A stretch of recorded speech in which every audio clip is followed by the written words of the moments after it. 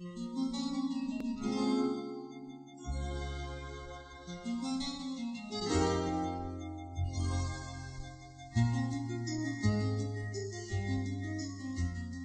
seen and contrasted the old paradigm with the new paradigm, and having seen that the body is simply a printout from consciousness, let's see how we can make practical use of this knowledge. The knowledge I'm giving you in this tape series is not something that I invented. It comes from thousands of years of very ancient tradition called Ayurveda. And the word Ayurveda has at its roots the two words, Ayus, which means life, Veda, which means knowledge. So basically the word Ayurveda means knowledge of life. And its basic principle is what we have already outlined. There's a very nice aphorism in Ayurveda. If you translate that into English, it goes somewhat like this. As is the atom, so is the universe. As is the human body, so is the cosmic body. As is the human mind, so is the cosmic mind. As is the microcosm, so is the macrocosm. So given that basic understanding, we'll see how this knowledge then gives us more knowledge of different body types, physiological responses, biological rhythms, gives us more knowledge of how we use our sensory experiences to bring about changes in our body. So to begin with, let's just take the first notion, which is very crucial to our understanding of the body in Ayurveda, and that is the understanding of physiological body types. It's very simple. I think we all understand that we are different from each other. We're different physically, emotionally, intellectually. Science today, for example, acknowledges that we possess what they call biochemical individuality. No two people have exactly the same level of cholesterol or the same level of iron in their blood. This is also true of our psychological makeup. We possess emotional individuality, intellectual individuality, psychological individuality. If we are to live easily, comfortably, effortlessly, without strain, then we must respect our uniqueness at all our levels, physical, emotional, intellectual. And understanding our body type helps us to do that. I'll give you just a few simple examples to show how that's true, for example. Let's say 3 people get stuck in a traffic jam. One person gets nervous and anxious. A second person gets angry and impatient. A third person switches on the radio and enjoys Mozart. What's the difference between these 3 body types? And how does it happen? This is what Ayurveda tells us. One person drinks 3 sips of coffee and his nerves get jangled. Another person downs 3 cups of black espresso and nothing happens. One person drinks orange juice and gets heartburn, another feels refreshed. So when we are reacting to either food or a situation or a circumstance or a person or to the weather, we are actually responding to a signal that's coming from inside us. The signal may be in the form of comfort or discomfort, but if we could learn how to listen to these signals that are being sent to us all the time from within us, then we'd realize that these signals affect our moods, they affect our behavior, they affect our perceptions, our tastes, our habits, our attraction to other people, our appetites, our urges, and so on. So knowing your psychophysiological body type, as it's called, psycho because it's mind, and physiological because it's body. So knowing your, one might say, mind-body type allows you to tune into yourself and, of course, to others in your environment. So that once you're tuned in, then you can respond appropriately. Also, what happens is you become less a bundle of conditioned reflexes that's constantly being triggered by people and circumstance. Most people react in predictable ways. But once you know your body type, then you have a much more spontaneous control over your reactions to situations, circumstances, food, weather, etc. Every time there's an event in the mind, there's a corresponding event in the body. If you're afraid of the dark, for example, that fear takes the physical form of adrenaline shooting through your bloodstream. All our hopes, all our fears, the faintest wisps of emotion and desire have left their mark on our physiology. And these mental events are constantly shaping our body. Now, if you know the body type, then you can look at a person, and by looking at their physical body, you can have a good idea of the mental events that shape that physical expression. On the other hand, if you know how their mind works, then you can predict the kind of body they'll have. There's an ancient expression here in Vedic science, again in Ayurveda, which says, if you want to know what your mind was like in the past, then all you have to do is examine your body now. And if you want to know what your body will look like in the future, then you should examine your mind now, because the two are inseparably one. So basically, understanding of body type is very crucial now for us to understand how healing works and how we can interact with our environment, knowing our body type. Included with this program is some printed material, and there's a questionnaire that will allow you to determine your body type. And once you know your body type, then there'll be a whole host of techniques and strategies that are based on the understanding of the body type. So the first thing to do is answer that questionnaire and score yourself and find out what your body type is. There are approximately 10 different body types that come about as a result of different permutations and combinations of what are called, in technical language, they're called doshas. That's just a Sanskrit word for mind-body principles. There are 3 basic body types. The first is Vata, V-A-T-A. It governs movement. The second is called Pitta, P-I-T-T-A. It governs metabolism. The third is called Kapha, K-A-P-H-A. It controls structure. Now, each of us is a unique combination of these 3 basic principles, but one of them tends to dominate. So a Vata person displays certain characteristics. These are usually the following. A light, thin build. A Vata person performs activity very quickly. Their digestion and hunger is irregular. They usually have light, interrupted sleep. They're extremely enthusiastic people, vivacious by nature, very imaginative. Excitability is a predominant feature of these people, and changing moods. They are quick to grasp new information, but also quick to forget. They tend, when they are under stress, to worry a lot. They also have constipation as a predominant feature when they get stressed. They tire easily. They have a tendency to overexert, and their mental and physical energy comes in bursts. Now, if you know of somebody who says, I can eat anything I want and I don't gain weight, then they're a characteristic Vata. And you'll find that they're hyper excitable. They move around a lot. They don't have much fat under their skin. They have prominent tendons, and bony prominences are there. So people who display any one of these qualities, they're showing this aspect of movement that characterizes both their mind and their body. They may be hungry at any time of the day or night. They love excitement and constant change. They go to sleep at different times every night. They skip meals. Their habits are in general irregular. They digest food well one day, but maybe poorly the next day. They display bursts of emotion that are short-lived and easily forgotten. They walk quickly. Their movements show this aspect of movement. I think the main thing to understand is that even if we don't have all of these characteristics, if we display some of these, then we are displaying those Vata characteristics. And when they go out of balance, there are strategies that we can use to bring them back into balance. The Vata type is also called ectomorphic, traditionally. They have this characteristic of angular features, thin build, not gaining weight easily. The second body type, the Pitta type, that's more mesomorphic. They have a medium build. They have more strength and endurance than the Vata type. They usually are very enterprising people, like challenges. They have a very sharp intellect, but they also have sharp hunger and thirst, and strong digestion.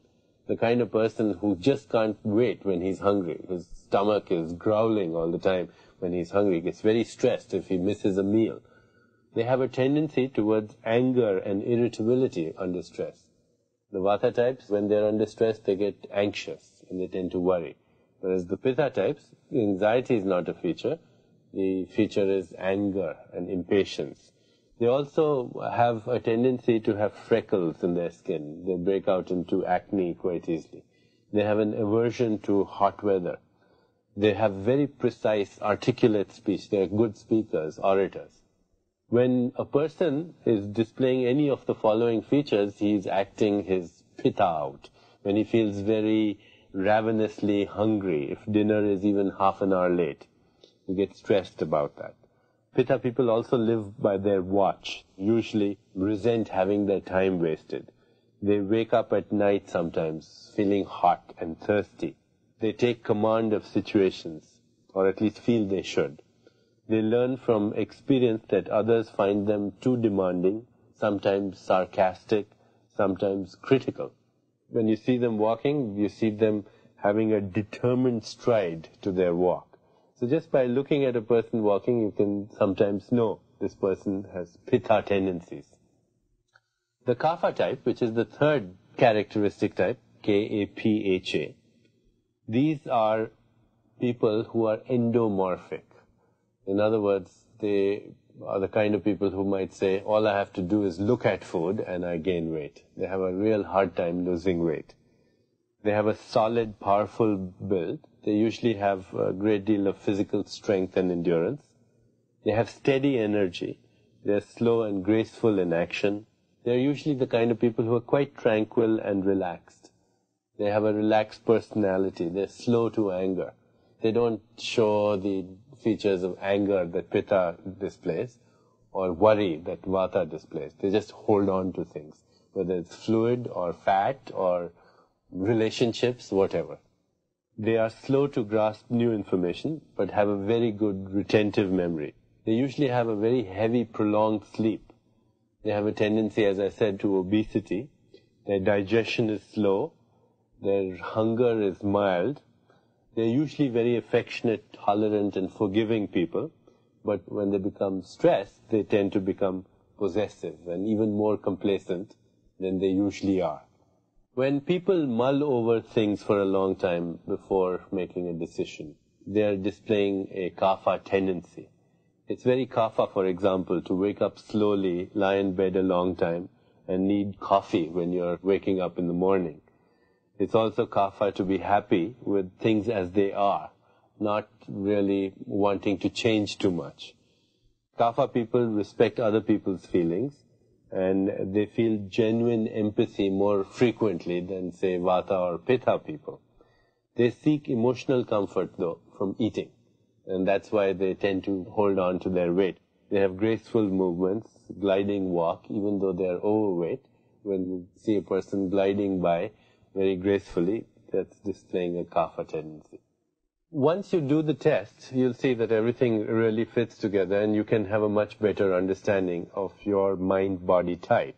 Whether you are dominantly showing Vata tendencies or showing Pitta tendencies or Kapha tendencies or a combination, for the first time, become a witness to the mind-body connection. Ultimately, we just do things spontaneously anyway, but now just being a witness of the common characteristics that we display under certain situations allows us to have a firmer grip on the mind-body connection as it pertains to us as unique individuals. It's important to understand that we are not trying to have a situation where we have same amount of Vata, Pitta, Kapha.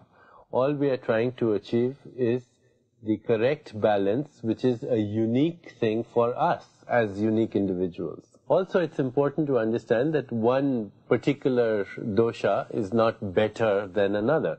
So it's not necessarily true that it's preferable to have Vata or preferable to have Kapha or preferable to have Pitta. All you need to know is what are the tendencies you display under usual situations, what are the tendencies you display when you're under stress. And when you get to know yourself, then you have a better control, a firmer grip on your own nature, so to speak. So each of the body types has its own positive as well as its own negative attributes. The positivity comes out spontaneously when they're in balance. Vata people are imaginative, they're sensitive, they're spontaneous, they're resilient. They get exhilarated when they are feeling good. Pitta people are intellectual, confident, enterprising, joyous.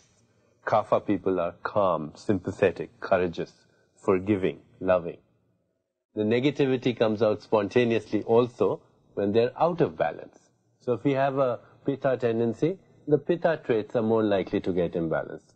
If we have a Kapha tendency, then the Kapha traits are more likely to get imbalanced. And so naturally we pay more attention to those, but ultimately there are only two signals that the universe gives us. One is a sense of comfort, and the other is a sense of discomfort. How to assess whether we're moving into balance? Just listen to the signals of comfort and discomfort in your body. When we are feeling uncomfortable, either physically or emotionally or even with an intellectual dilemma, then we are moving out of balance. And when we are feeling comfortable inside, then we are moving into balance. So we can understand that health is a state of balance. When you're healthy, then you're displaying this balance. And what do we mean by balance? To have the flexibility, both in the mind, in the body, to adjust to change. Perfect balance, infinite flexibility in the face of constant change. If you can maintain that, then spontaneously the positive attributes of each of the body types will emerge.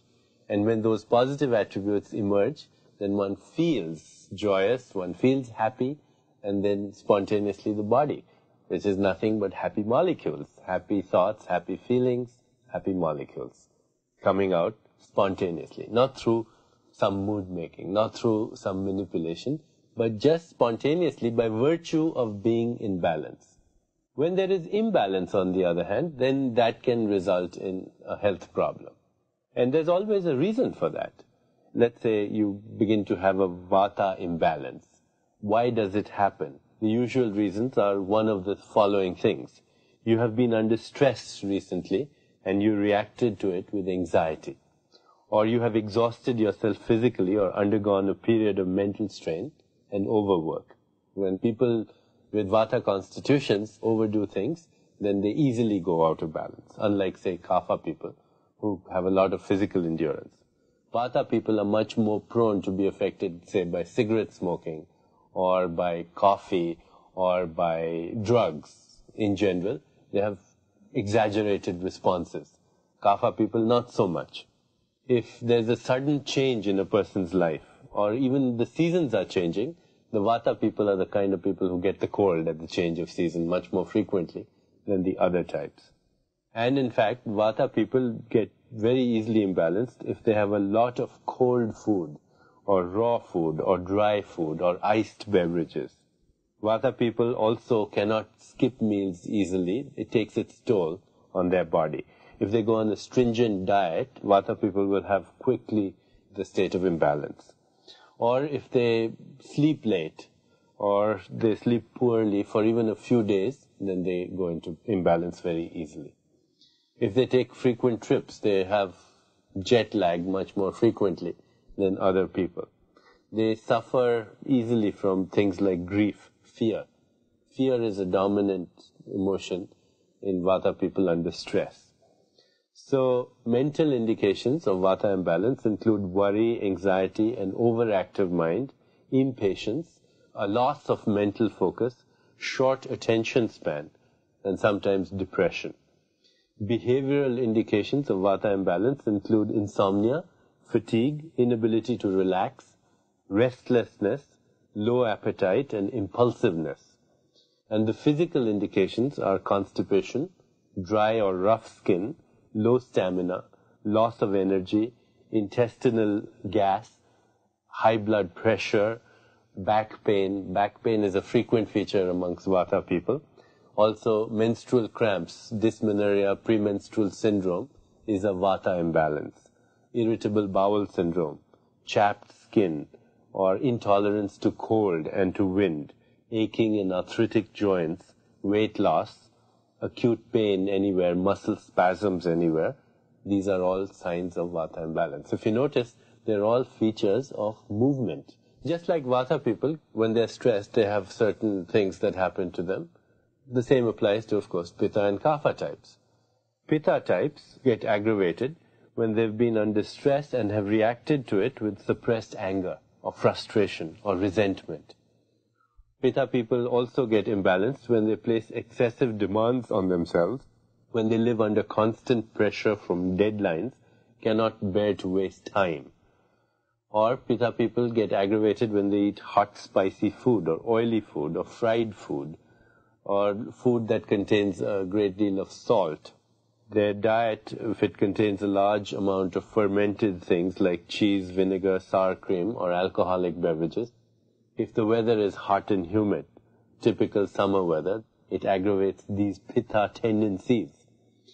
If you get fatigued or badly sunburned, that also brings out Pitta tendencies. And what are the indications that you have a Pitta imbalance? Anger, hostility, self-criticism, irritability, impatience, resentment. Behavioral indications of Pitta imbalance include outbursts of temper, argumentative stance, tyrannical behavior, sometimes criticism of others, intolerance of delays. These emerge as one goes into imbalance. So here you see it's a much more compassionate view of somebody's behavior, because you really don't have to criticize the behavior if you understand that it's basically a psychophysiological imbalance that can be easily corrected once you know what is causing that imbalance.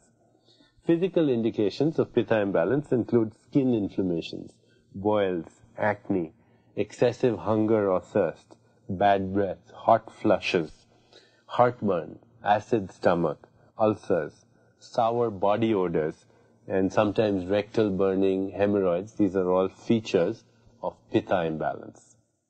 Now, the third body type is Kapha body type, and they, under stress, show certain other indications that reflect their state of imbalance. A serious Kapha problem, such as diabetes, allergies, or obesity, may frequently run in a family. That's a Kapha imbalance. So if you start to feel sick and the cause is Kapha imbalance, then there is a certain reason for that. And the reason could be that a serious Kapha problem, such as diabetes, allergies, or obesity, runs in the family. Or that you've gained a lot of weight and you feel depressed about it.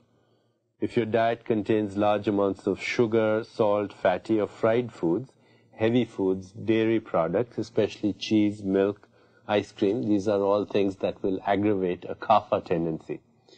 If you feel stressed and you react to it by withdrawing, feeling insecure or unwanted, then you're displaying a Kapha tendency also.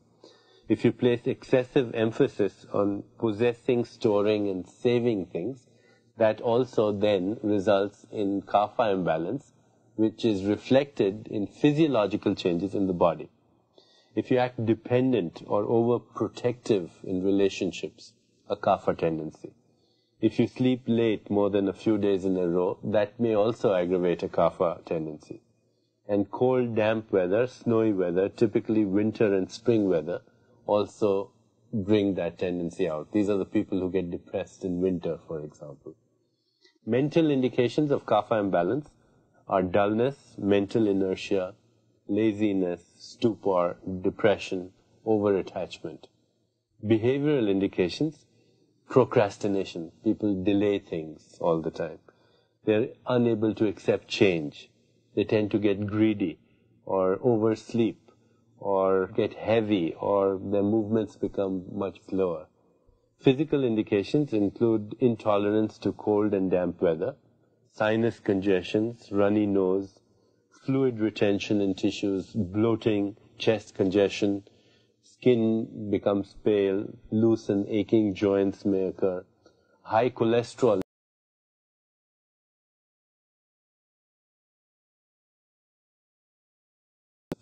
change, their cholesterol shoots up. They experience heaviness in limbs, frequent colds as I mentioned, weight gain, allergies, asthma, cough, cysts in their bodies, The key is to understand what are the tendencies you are prone to. Knowing what those tendencies are when you are under stress and knowing the kinds of imbalance they can create then allows you to use the knowledge of Ayurveda very effectively to create balance again in your physiology. In the printed material that you have, you will find a lot of general guidelines for bringing Vata, Pitta and Kapha back into balance. And there are 4 broad areas of everyday life that can be used to promote balance. These include diet, exercise, daily routine, and what is called seasonal routine. Balancing Vata, for example, can be done through just regular habits or the experience of quiet, silence, attention to fluids, decreased sensitivity to stress, ample rest, warmth. Just taking a warm shower, for example, is a very effective way of balancing Vata. Or doing a hot sesame oil massage is a very useful way of balancing Vata. Making sure that you eat at regular intervals is a very effective way of restoring Vata. Restoring Pitta can be done by cooling things, taking cool drinks, by paying attention to leisure, by exposure to natural beauty, by a balance of rest and activity, by decreasing the amount of stimulants in the food, and taking the appropriate diet for Pitta. Restoring Kapha imbalance is a slightly different story because here you need more stimulation.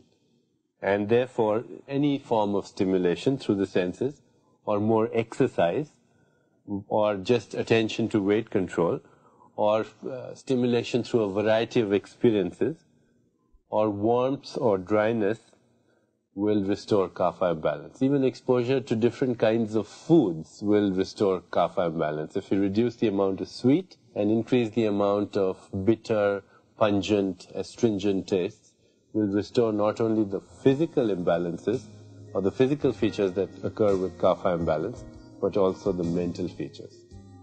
Now, as we go through the 5 senses, in the next tape, we will see how we can use each of the senses to restore balance in our physiology.